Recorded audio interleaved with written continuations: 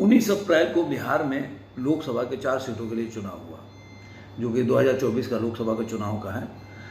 और इसमें जो वोट शेयर था, परसेंटेज बोल सकते हैं, वो 50 के नीचे ही रहा, जिसकी वजह से ये क्यास लगाया जाने लगा तरह तरह के अपने मीडिया रिपोर्ट ले लीजिए या पब जो सोशल मीडिया पे अपना चैनल चलाते हैं या सोशल मीडिया के पत्रकार कि उनके अपने अपने दावे हैं कि यहाँ पे कौन जीत रहा है, बीजेपी हार रही है और महागठबंधन जीत रही है, तो कोई वोटर नहीं। इससे जो तत्काल का जो सिनारियो है, मतलब अभी तक जो जीता हुआ है उसी के पक्ष में लोगों ने वोट दिया है। जो बदलना चाहते थे उसके लिए परसेंटेज अगर वोट शेयर ज़्यादा होता है तभी कोई चेंजेस होता है। तो इसके ऊपर हम आज इस वीडियो में चर्चा करेंगे कि आखिर वोट परसेंट किस मामले में कम है और किस मामले में ज़्यादा है। तो आज की इस वीडियो में हम इसी बातों पर चर्चा करेंगे। बिहार में जो 4 जगह चुनाव हुआ, जमुई में, औरंगाबाद, गया और नवादा, यहाँ का वोट शेयर क्या कहता है और पहले के जो वोट शेयर रहे वो क्या कहता है। तो चलिए वीडियो को शुरू करते हैं। लेकिन उससे पहले अगर आपने मेरे चैनल को सब्सक्राइब नहीं किया तो सब्सक्राइब जरूर करें, दोस्तों के साथ, सगे संबंधियों और रिलेटिव के साथ वीडियो को लाइक करें, शेयर करें और कमेंट करते रहें। तो चलिए वीडियो को शुरू करते हैं। तो बताया जाता है कि 2024 का जो ये चुनाव 19 अप्रैल को हुआ, वोट शेयर करीब करीब 48% के आसपास रहा है। तो क्या हम इससे तुलना कर सकते हैं कि पहले जो वोट शेयर हुआ था और आज के वोट शेयर में क्या अंतर है? तो मैं आपको सिलसिलेवार बोल देता हूं। जो पहले 2014 में देखेंगे, जमुई का पहले हम डिस्कस करेंगे जमुई के बारे में। 2014 में वोट शेयर जो था इसका 50% था, ध्यान रखिएगा दोस्तों। और 2019 में 55% के करीब करीब इसका वोट शेयर था जमुई में। और 2024 में इसका वोट शेयर 5 बजे तक का है 47% के आसपास। तो आप अगर 2014 से तुलना करेंगे तो 5 बजे का है, तो 1-2% बढ़ेगा। तो मतलब मुझे लग रहा है कि 2014 में जो वोट शेयर था उसी के आसपास से ठहरता है।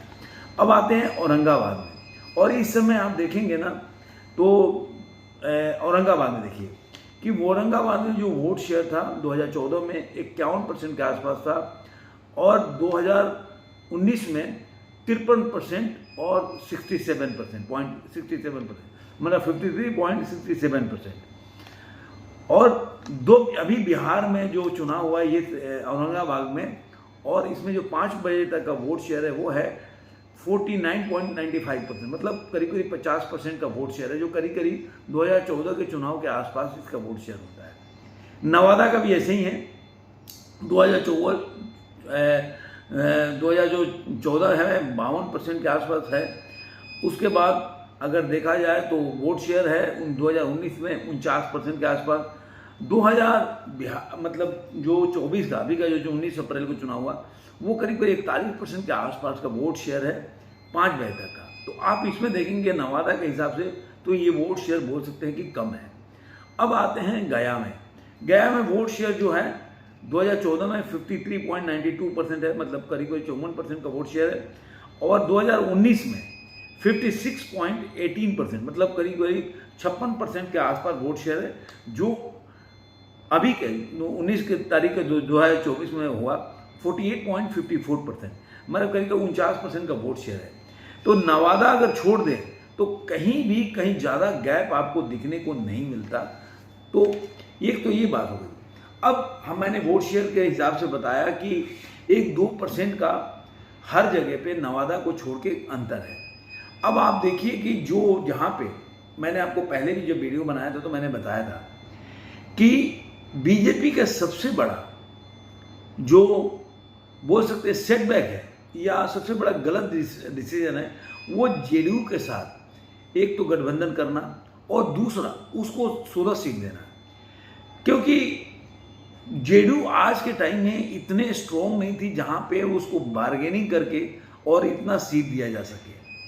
लेकिन बीजेपी ने उनको 16 सीट के 16 सीट दिया, जो पहले उन्होंने 2019 के इलेक्शन में भी उनको दिया था। तो इस समय की जो बात है वो है 16 सीट की। अब मेरा मानना है जो अगर वोट शेयर देखे जाता है, जो जमुई में एलजेपी के उम्मीदवार हैं, गया में देखे कि जीतनराम मांझी हैं, तो इस तरीके से देखा जाए तो जहाँ भी वोट शेयर है, अगर जितने भी वोटर्स हैं उसमें अगर आप देखेंगे, अगर कंस्टिट्यूंसी वाइज जाएंगे कहीं भी आपको वोट शेयर में जहाँ बीजेपी का वोट होगा ना, वहाँ देखिएगा वोट शेयर सही रहेगा। लेकिन जहाँ भी मुझे लग रहा है जेडीयू या बीजेपी ने गठबंधन के यार उनके साथ उनका वोट जो है उस तरह से उत्साही होकर बीजेपी का जो कोर वोटर है वो इन लोगों को वोट देने के लिए नहीं जा रहा है। ये इसका कारण ये है कि जेडीयू के साथ जो है बीजेपी का गठबंधन, जो वहाँ के बिहार के लोग हैं वो लोग सही तरीके से सही मायने में नहीं देख रहे हैं। अब यहाँ पे बीजेपी ने क्यों गठबंधन किया वो तो सवाल उठता ही है। अगर मान लीजिए कि 16 अगर 17 में से 17 बीजेपी निकाल ले जाती है और 16 सीट में से अगर 5-6 भी लूज कर जाती है जेडीयू, तो ये तो मानना पड़ेगा कि जेडीयू की वजह से बीजेपी के खेमे में नाराजगी थी, जो जेडीयू को इसलिए वोट नहीं दिए वो। ऐसे ही हाल आप जाएंगे सिवान का भी, सिवान में वहाँ पे जो भी बीजेपी का कोर वोटर है वो निर्दलीय वहाँ पे हिना साहब लड़ रही है, उनके साथ तो खड़े हैं। तो जो भी अगर वोट कटेगा तो एक तरह से अगर देखा जाए तो हिना साहब निर्दलीय लड़ रही हैं, आरजेडी से कोई और है और बीजेपी वहाँ पे जेडीयू से कोई और है। तो अगर जो जेडीयू का वोट अगर कटेगा, जो मतलब बीजेपी का कोर वोटर है हिना साहब जो इंडिपेंडेंट कैंडिडेट है उनके साथ जा रही, तो जो मुस्लिम जो आरजेडी को वोट देना है वो भी कुछ परसेंट जाके वो हिना साहब को वोट देंगे, जिसकी वजह से वहाँ पे जो अगर मान ली हिना साहब की जगह पर कोई और लड़ा होता तो मुस्लिम वोट कन्वर्ट कटता नहीं, लेकिन जब डिवाइड होगा तो आप बोल सकते हैं कि दोनों आदमी के लिए विन विन सिचुएशन है।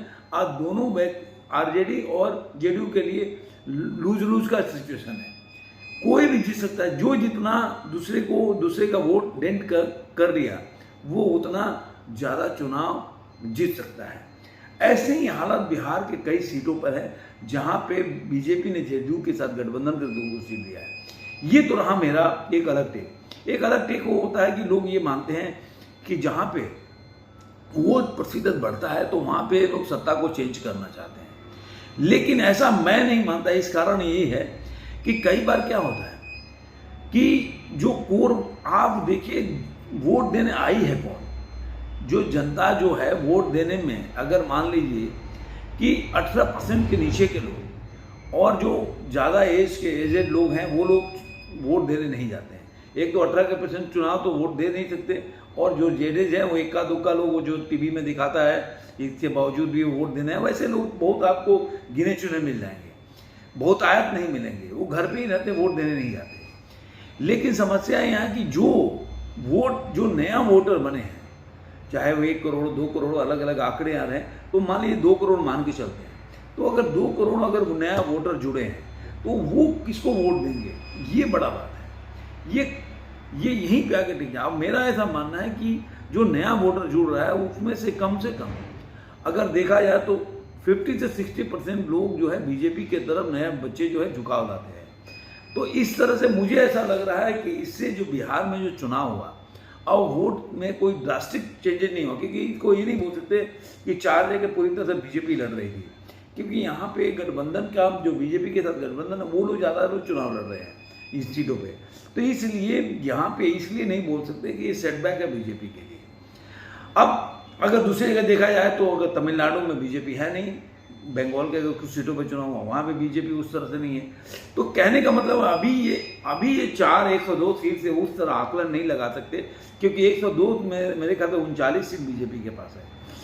तो मुझे लग रहा है कि इसमें से जो 39 सीट में 102 में से 39 सीट जो बीजेपी पहले पाई थी उससे नीचे नहीं जाने वाला है। ये मेरा, हम बाद में बैठेंगे 102 में से कितने, जब रिजल्ट 4 जून को आएगा तो कितने सीट बीजेपी ने पाया, तो उसके बाद पता है कि फर्स्ट फेज में कितने जो जहाँ पे इलेक्शन हुआ उसमें बीजेपी को कितनी सीटें मिलेगी, तब जाके आंकड़ा आपको देखिएगा क्लियर होगा कि बीजेपी इसमें बढ़त लेती हुई दिखेगी। और ये आपको दूसरा एक और चीज़ आपको बता दूँ जाते जाते कि आप इससे ना जो इंडिया गठबंधन है उनके नेताओं में जो एक होता है ना कि आप फेस रीडिंग कर सकते हैं कि बच्चा एग्जाम देके आया तो उसका पेपर कैसा रहा। जरूरी नहीं है कि आप उसका रिजल्ट का वेट करें या उसका क्वेश्चन पेपर सवाल पूछ के पता करें। फर्स्ट इंप्रेशन जो होता है वो उसके फेस रीडिंग से, उसके हाव भाव से पता लगा लेते हैं कि ये इसका एग्जाम अच्छा हुआ है ना बुरा हुआ। अब देखिए कल राहुल गांधी अपने जो उनका रांची में रैली था महागठबंधन का, उसमें नहीं गए, बीमार है। और सबसे बड़ी बात तो वहाँ लत्तम जुत्तम हुआ पार्टियों का अपने कार्यकर्ता में। इंडिया गठबंधन के अपने जो पार्टियां हैं उसमें आपस में कैंडिडेट में इतना ज़्यादा हुआ, किसी का सिर भी फूट गया उसके अंदर। तो ये फ्रस्ट्रेशन दिखता है कि कहीं ना कहीं जो आपस में बड़े बड़े लीडर जो आपस में मिल जाते हैं, आपस में बात कर लेते हैं, लेकिन जो ज़मीन पे जो कार्यकर्ता होते हैं, जो हमेशा एक दूसरे से फाइट करके और अपना स्पेस बनाते हैं, अपने पार्टी के लिए स्पेस बनाते हैं, वो उस तरह से कन्वर्ट, वो एक साथ उस तरह से एक साथ आके नहीं बैठ जाते। यही सेम कहानी अब कोई बोलेगा कि आप ऐसा बीजेपी के बारे में क्यों नहीं बोल रहे। मैं आप सुनोगे तो पूरा वीडियो मैंने बीजेपी के ऊपर ही बनाया कि बीजेपी और जेडीयू में यही प्रॉब्लम है कि बीजेपी को अगर कोई डेंट होगा तो जेडीयू के जो सीट है उसमें डेंट होगा। तो बोल सकते हैं कि जो बीजेपी का एनडीए घटक है, जो 400 का लक्ष्य, 400 प्लस का, उसमें डेंट होगा। बीजेपी का अपना जो डेंट है, जो 370 का डेंट है, तो मैं कह रहा हूँ 325 से ऊपर का सीट लेके आएगी। मैं शुरू से बोल रहा हूँ, आज भी बोल रहा हूँ। तो वो वहाँ पे बीजेपी अपने सीट बनाती रहेगी और अपने पहले जो उम्मीद है उस पर कायम रहेगी। आपको ये वीडियो कैसा लगा जरूर कमेंट बॉक्स में बताइएगा।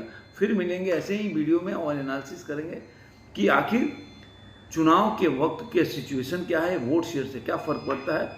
अगले एपिसोड में भी हम इस बात पर चर्चा करते हैं, जैसे जैसे चुनाव की प्रक्रिया आगे बढ़ेगी। और ख़ासकर मैं बिहार का रहने वाला हूँ, तो मुझे बिहार के बारे में ज़्यादा पता है, वहाँ के सिचुएशन के बारे में। वहाँ मेरे लोग रहते हैं, मेरे फैमिली लोग, रिलेटिव, तो मैं पता करके बता सकता हूँ कि ज़मीनी हकीकत क्या है। धन्यवाद, फिर मिलेंगे।